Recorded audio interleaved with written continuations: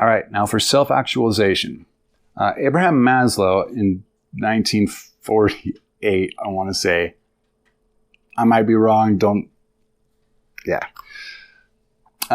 he presented the idea of the hierarchy of needs, what's known as today as Maslow's hierarchy of needs.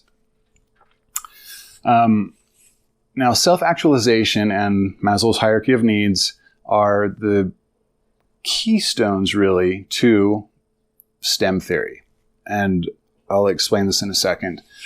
Now, before we get into this, just know that there's been an incredible amount of revisions, corrections, restructuring of the hierarchy of needs. There's a lot of different schools of thought. And on top of that, the hierarchy of needs of any one culture or people is somewhat dependent on, location, on where you are in the world, on who your social circles are. So it's not always exactly the same for everybody. There's variation. Okay. In fact, there's some evidence that besides regional and cultural influences, even sex comes into play. The variance in what the hierarchy of needs is just one example as to why artificial intelligence and machine learning are crucial to the proper orchestration of the STEM economy. Okay, now your lower order needs are your basic survival requirements. You have your physiological needs, which is, like food, water, air, sex, reproduction, clothing, that sort of thing. Safety needs, shelter, membership in a protective group or a family unit. And emotional needs are feeling love, having a sense of belonging with your peers and with your family unit.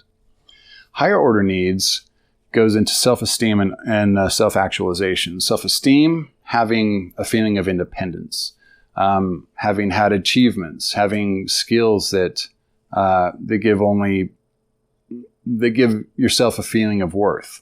Now, self-actualization contains the set of needs that fire one's intrinsic motivation, which is why the self-determination theory of motivation so closely ties in with Maslow's hierarchy of needs. Now, people that are self-actualizing are, they seek peak experiences. They're fully engaged in realizing their own potential and personal growth. They seek fulfillment in what they're doing. They're not selfish. They are humanitarian. They are not hoarders. They do not waste. They're very cognizant of everything that they are doing. Somebody that is self-actualizing is basically, the idea of self-actualizing comes from the concept that we want to achieve and become our best self. So somebody that is truly self-actualizing, continually actualizing and feeding themselves and becoming a better person really is the ideal person. That person is expressing their best possible self.